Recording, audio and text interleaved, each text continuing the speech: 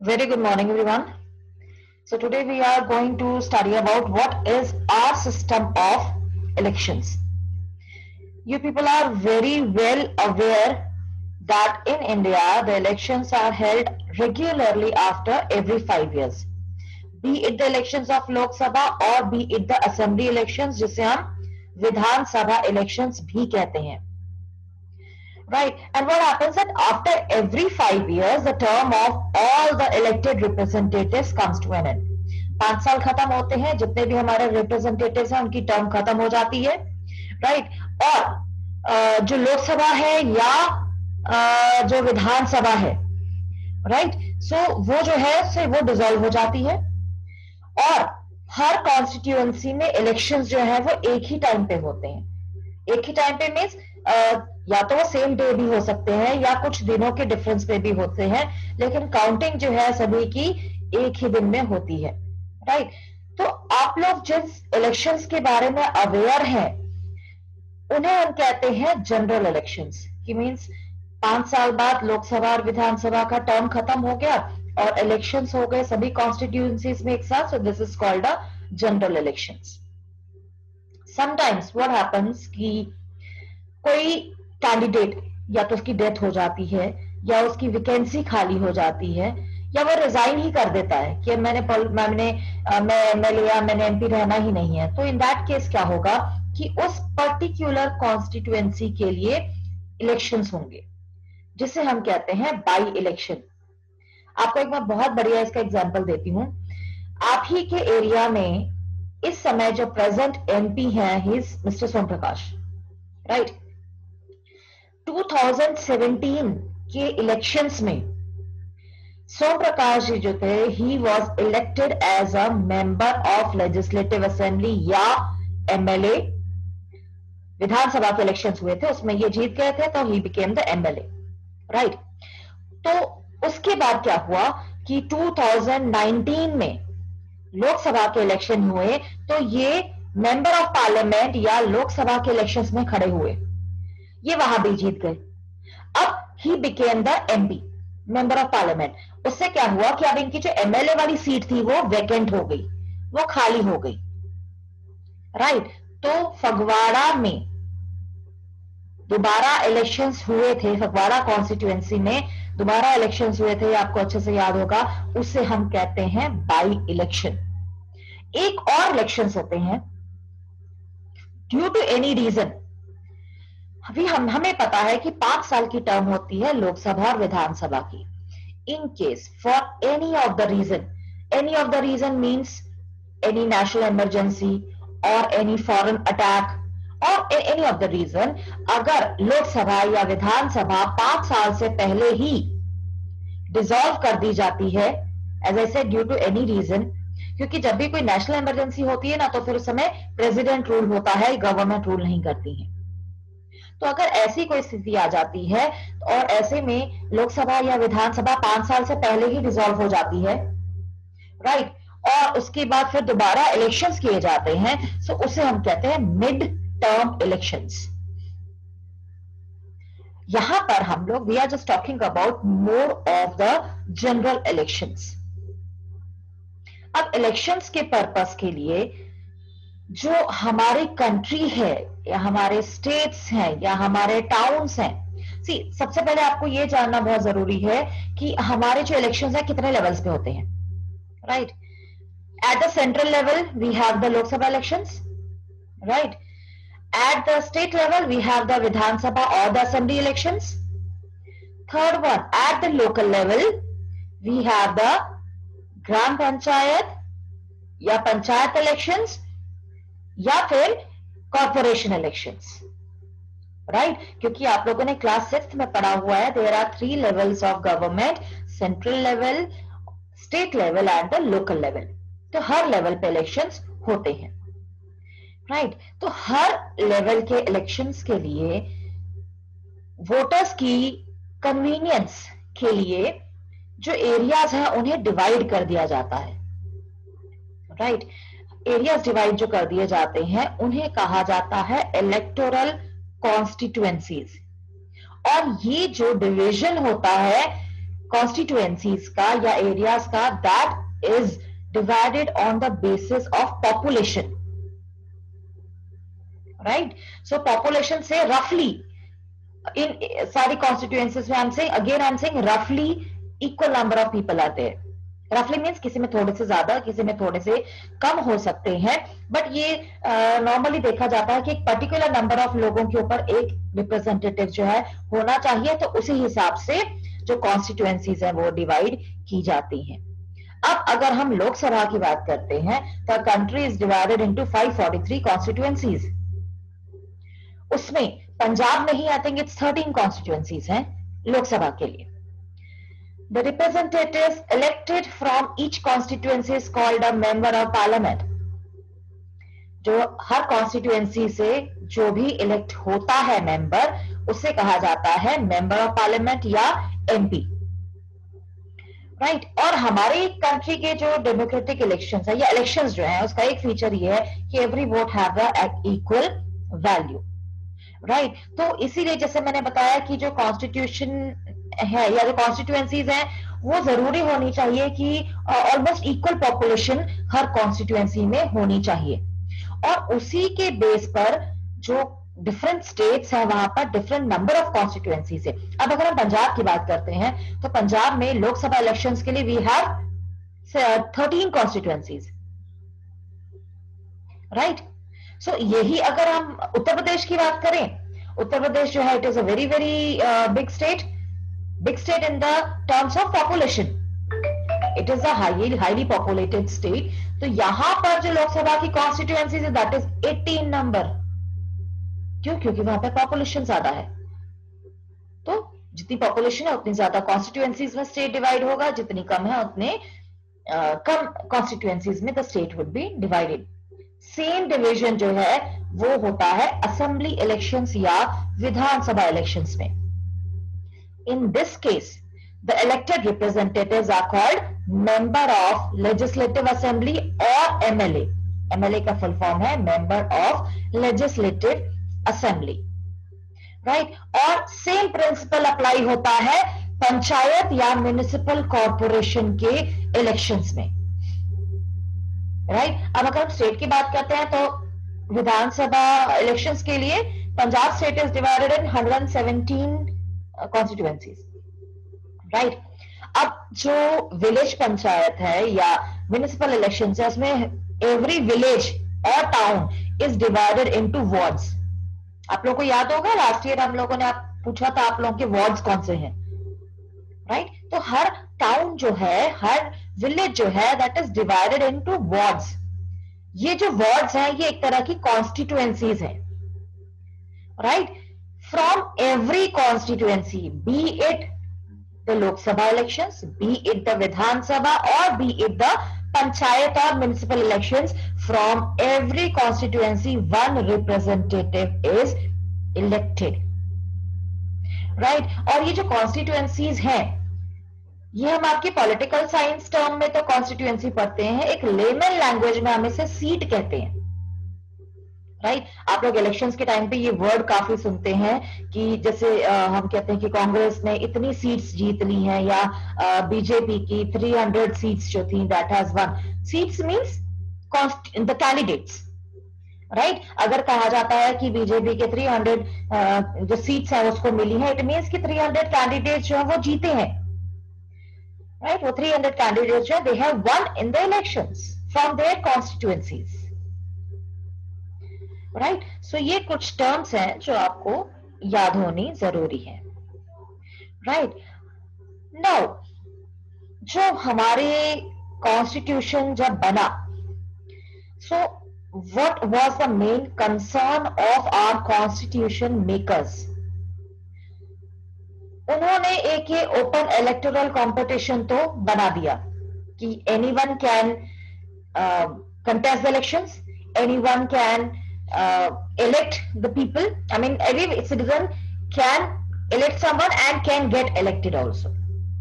तो एक open electoral system है जिसमें कोई भी वोट कर सकता है 18 ईयर से अबव, और कोई भी 25 से above age a candidate election में खड़ा हो सकता है.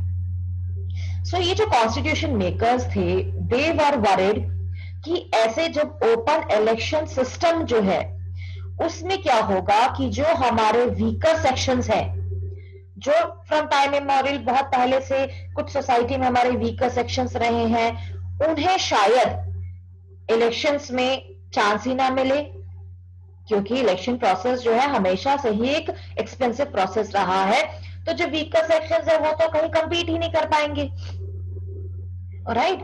और जो लोग लोकसभा राज्यसभा सब लोकसभा विधानसभा में बैठे होंगे वो शायद वीकर लोगों के बारे में सोचेंगे ही नहीं।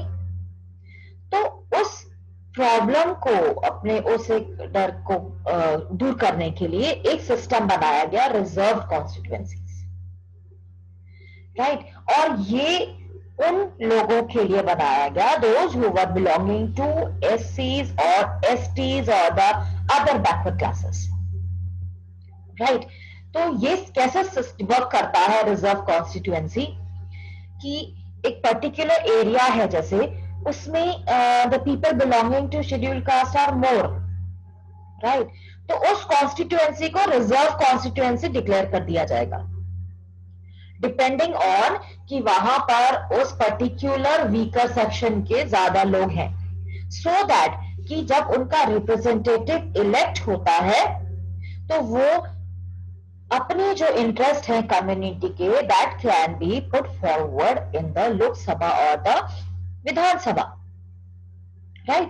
तो ये जो सिस्टम बनाया गया, that had been there to uplift the weaker sections plus so that they could have a say in the parliament or in the Vidhan Sabha, right. So कई बार क्या होता है कि सपोज कोई एक कॉन्स्टिट्यूएंसी है वो रिजर्व्ड है, right, that is reserve for the schedule caste candidate. अब उस कॉन्स्टिट्यूएंसी में से कोई जो कैंडिडेट है शेड्यूल कास्ट का वो खड़ा ही नहीं हो रहा, राइट, नो डाउट वो रिजर्व्ड है और वो कोई खड़ा ही नहीं हो रहा वहां पर, तो क्या होगा, उसे जनरल कॉन्स्टिट्यूएंसी डिक्लेयर कर दिया जाएगा।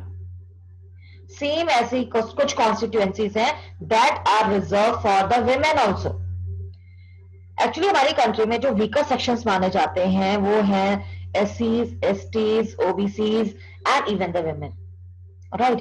तो इनके लिए ही इलेक्शंस में रिजर्व कॉन्स्टिट्यूएंसीज रखी हैं। सो जैसे मैंने बताया कि सपोज है कि विमेन है और विमेन कॉन्स्टिट्यूएंसी रिजर्व्ड है और इसमें कोई विमेन नहीं खड़ी हो रही इलेक्शन में, तो वो जो कॉन्स्टिट्यूएंसी है वो जनरल कॉन्स्टिट्यूएंसी डिक्लेयर हो जाएगी और उसमें फिर कोई भी खड़ा हो सकता है, right. So I'll just read it out for you people, that some constituencies are reserved for people who belong to the scheduled caste and scheduled tribe, and in a scheduled caste reserved constituency only someone who belong to the scheduled caste can stand for election.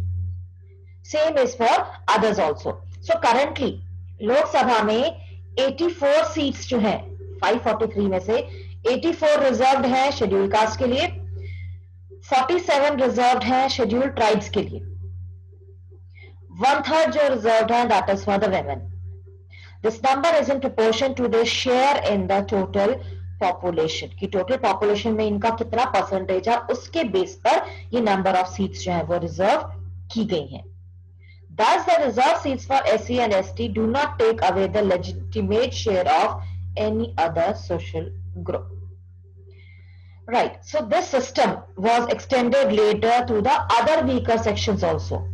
पहले तो ये सिर्फ Lok Sabha elections में हुआ, उसके बाद इसको district level, local level तक भी लेके जाया गया. तो और अब इस समय भी जो रूरल एरियाज है जहां पर पंचायत इलेक्शंस होते हैं और अर्बन एरियाज जहां पर कॉर्पोरेशन के इलेक्शंस होते हैं, वहां पर इन लोगों के लिए सीट्स रिजर्व्ड है. Right. So the proportion of seats reserved varies from state to state. अभी जो एससीज, एसटीज, ओबीसीज, इनके लिए जो भी सीट्स रिजर्व्ड हैं वो वेरी करेंगी स्टेट टू स्टेट, बिकॉज इनकी पॉपुलेशन वेरी करती है from state to state. Similarly, 1/3 of the seats are reserved in rural and urban local bodies for women candidates. लेकिन जो women candidates हैं वो अभी भी सिर्फ 10% है हमारे, चाहे लोकसभा है या विधानसभा है या हमारे लोकल बॉडीज हैं. ये हमने क्लास 8th में बड़े अच्छे से पढ़ा था, that why still there a very less number of women candidates in the parliament. उसके हमने कई रीजंस पढ़े थे कि एक तो हमारे एक सोशल सेटअप ही ऐसा है कि it is believe that the women can not be the good rulers, right. इसके अलावा कुछ और सोशल नॉर्म्स थे या कुछ प्रिजुडाइसेस हैं और एक मेंटल ब्लॉक है लोगों का। तो वो जो चीजें हैं that are normally you can say hindering the development of women or they don't allow the women to participate in the elections, right? So सबसे पहला स्टेप क्या था? कॉन्स्टिट्यूएंसीज डिसाइड करने का। कॉन्स्टिट्यूएंसीज डिसाइड हो जाती हैं, उसके बाद आती है टर्न रिजर्व कॉन्स्टिट्यूएंसीज का कि अब इसमें से कौन कौन से रिजर्व करनी है। फाइनल हो गई है कॉन्स्टिट्यूएंसीज, उसके बाद आता है आपका वोटर्स लिस्ट। ये हमारा सारा प्रोसेस है इसका, इलेक्शंस का। Now once the constituencies are decided, the next step is to decide who can and who cannot vote. Simply, we also know everyone who is above the age of 18 can vote, right? लेकिन उसके लिए भी एक list prepare की जाती है। ऐसा नहीं है कि इलेक्शंस हो गए, somebody saying कि I'm 18 years, he comes and he votes, ऐसा नहीं है। एक प्रॉपर लिस्ट बनती है of those who are eligible to vote, और ये इलेक्शन से काफी पहले बन जाती है। ऐसा क्यों होता है? क्योंकि कई न्यू वोटर्स ऐड हो जाते हैं, कई वोटर्स जो है वो उनकी डेथ हो जाती है तो उनका नाम निकालना है, न्यू जो वोटर्स है उनका नाम ऐड करना है, right? So this list is officially called the electoral roll, और कॉमनली उसे हम कहते हैं voters list, right? And this is very important step so that everyone gets an equal opportunity to choose the representatives, right? So at least हमारे country में we people are fortunate enough that we all adults are having the right to vote, be the rich or poor, the educated or uneducated, or kind or unkind, or whatever. I mean, whatever you are, if you are an adult, you are having the right to vote. You are having the right to say in the decisions, right? क्योंकि हम जिन भी representatives को चुनते हैं वो further हमारे लिए decisions लेते हैं। तो हम ये कह सकते हैं कि indirectly we people are taking the decisions. We are an important in the process of decision making. Right? So in our country, all the citizens aged 18 years and above can vote in an election. Every citizen has a right to vote regardless of his or her caste, religion, gender. कुछ लोग जो है उन्हें शायद किसी बहुत आप कह सकते हैं बहुत जरूरी है या कुछ ऐसा रीजन बन जाता है जिसके कारण उनको वोटिंग राइट्स नहीं दिए जा सकते हैं। The criminals and persons with unsound mind, right?